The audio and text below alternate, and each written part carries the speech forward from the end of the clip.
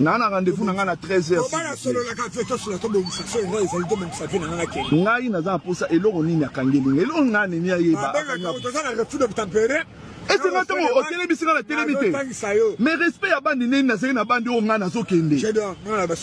Mais nazo comprendre te bon expliquer nga réellement na salle infraction nini. Mikana nini o ngazangi. Merci.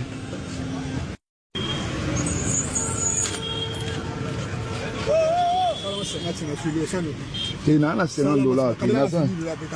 C'est $50. Ça va, Mikanda. C'est la banque de Mario Pessingaï.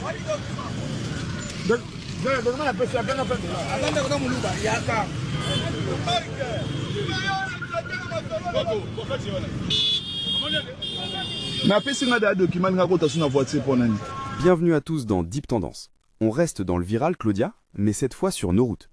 Kinshasa est en ébullition avec l'histoire de ce citoyen qui a filmé des agents de la police de circulation routière, PCR, en flagrant délit de corruption grâce à une méthode pour le moins futuriste, des lunettes caméra. C'est une histoire qui a fait le tour des réseaux, Georges. Un geste simple de citoyenneté qui devient un outil puissant contre les dérives. On parle d'agents filmés en train d'exiger des pots de vin ou de chercher des fautes imaginaires pour racketter les conducteurs. Expliquons le contexte. Ce citoyen, visiblement excédé par les pratiques de certains roulages, a décidé d'utiliser une caméra dissimulée dans ses lunettes pour enregistrer ses interactions. Et le résultat est accablant. On voit clairement les agents de la PCR, souvent au niveau des carrefours stratégiques de Kinshasa, arrêter des véhicules, ignorer les infractions réelles pour se concentrer sur l'obtention d'un petit billet, communément appelé amende transactionnelle non officielle. La force de ces images est leur authenticité. Pas de montage, pas de doute. C'est la preuve irréfutable de la corruption quotidienne que subissent les Kinois. Ce n'est plus juste une rumeur, c'est un fait documenté.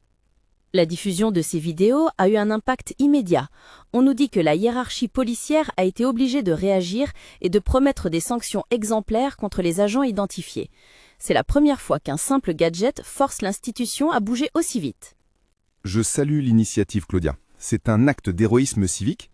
C'est le peuple qui prend en main la lutte contre la petite corruption, là où les campagnes d'assainissement de l'État ont souvent échoué. Cela donne de l'espoir pour une RDC plus juste. Je suis d'accord sur le fond, Georges. La lutte contre la corruption est vitale. Mais la méthode pose un dilemme éthique. Filmer en cachette, sans le consentement, c'est aussi une forme de piège. Ces agents, bien qu'en tort, sont exposés à une humiliation publique qui peut avoir des conséquences dramatiques sur leur vie et leur famille. L'humiliation est le prix de l'illégalité, Claudia.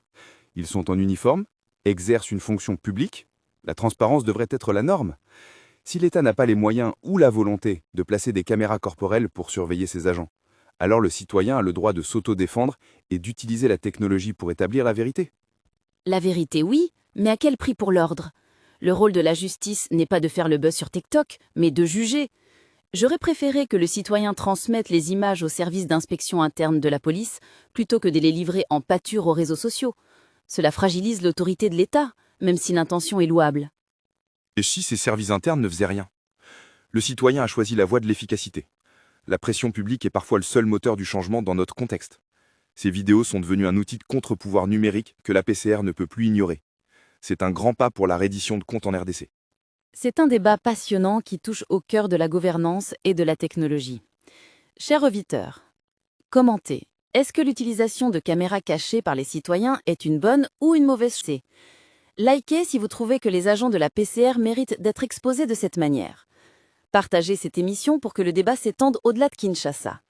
Et bien sûr, abonnez-vous à Deep Tendance pour notre prochain décryptage. Merci Claudia, à très bientôt.